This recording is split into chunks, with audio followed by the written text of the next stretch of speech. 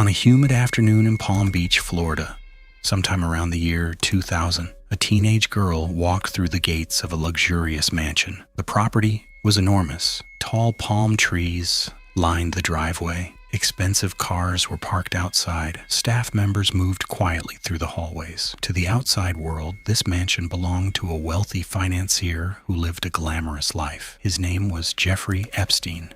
At the time, almost no one knew that behind the luxury of that mansion, a disturbing story was unfolding, a story that would eventually become one of the biggest criminal scandals involving powerful people in modern history. But for the teenage girl walking through those gates, none of that was visible yet. Her name was Virginia Roberts. Years later, she would become known around the world as Virginia Giuffre, one of the most prominent accusers in the Epstein case. But before the world knew her name, she was simply a teenager trying to survive a difficult life. Virginia Roberts was born on August 9th, 1983 in Sacramento, California. Her childhood was unstable and often troubled. Like many young people growing up in difficult family situations, she experienced conflict at home and periods of uncertainty about where she belonged. During her teenage years, she struggled with instability and eventually ran away from home. For a while, she lived on the streets. Life as a runaway teenager is extremely dangerous. Without money, without protection, and without stable support, young people often become vulnerable to exploitation. Virginia later described those years as chaotic and uncertain. Eventually, she moved to Florida. In Palm Beach, she found work as a locker room attendant at a spa located inside Mar-a-Lago, a well-known private resort. The job didn't pay much, but it offered something she desperately needed: stability. She was still very young, still trying to rebuild her life. Then one day, something unexpected happened. A woman approached her at the spa. The woman appeared elegant and wealthy. She spoke with confidence and carried herself like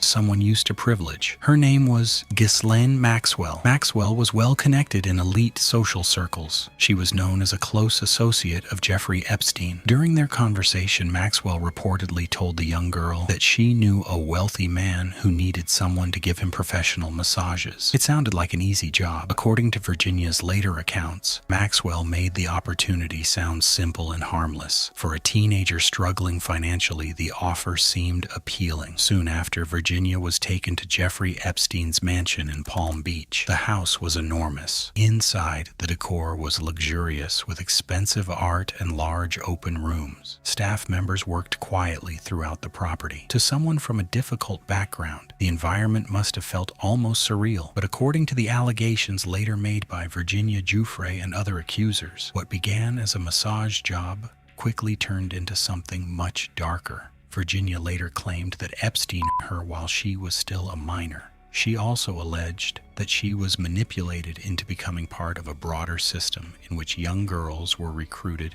and brought to Epstein. Over time, she said she was moved between different properties owned by Epstein: Palm Beach, New York City, New Mexico, and even a private Caribbean island known as Little St. James. For years, Epstein's lifestyle attracted attention because of his extreme wealth and unusual social circle. He owned private jets, massive homes, and he maintained friendships with influential people. Yet despite the luxury surrounding him, rumors and allegations about his behavior slowly began to surface. In 2005, a parent in Palm Beach contacted police after their teenage daughter reported being b***ed by Epstein. That report triggered an investigation by local authorities. As detectives began looking into the situation, they discovered multiple girls with similar allegations. The case grew larger, but when the legal process finally concluded in 2008, the outcome shocked many observers. Instead of facing federal charges that could have led to decades in prison, Epstein accepted a controversial plea deal. He pleaded guilty to lesser state charges related to prostitution and served about 13 months in jail. Even more controversial, he was allowed to leave jail during the day for work release. Critics later described the deal as extraordinarily lenient. For the victims, it felt like justice had not been served. For several years after that, the case faded from headlines. But the story wasn't finished. Some victims, including Virginia Giuffre, continued speaking about their experiences. Journalists and investigators slowly began revisiting the case. As more information emerged, questions began to grow. How had such a powerful man avoided serious consequences? Who else might have been involved? And how many victims had remained silent?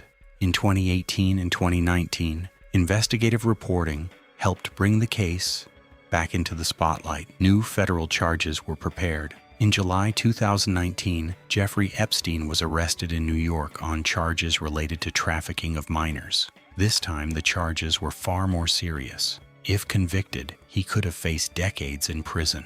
The arrest triggered worldwide attention. News outlets across the globe began covering the story. Victims began speaking publicly, and investigators attempted to uncover the full extent of Epstein's network. But before the case could go to trial, something unexpected happened. On August 10th, 2019, Jeffrey Epstein was found dead in his jail cell at the Metropolitan Correctional Center in New York. Authorities ruled the death a suicide. The news shocked the world. Many people questioned how such a high-profile prisoner could die while in federal custody. Conspiracy theories quickly spread online. But regardless of those debates, one fact remained unchanged. The victims were still seeking justice, and many of them had spent years trying to tell their stories. Virginia Giuffre eventually became one of the most visible voices among Epstein's accusers. She gave interviews and participated in legal actions connected to the case. Her story drew international attention.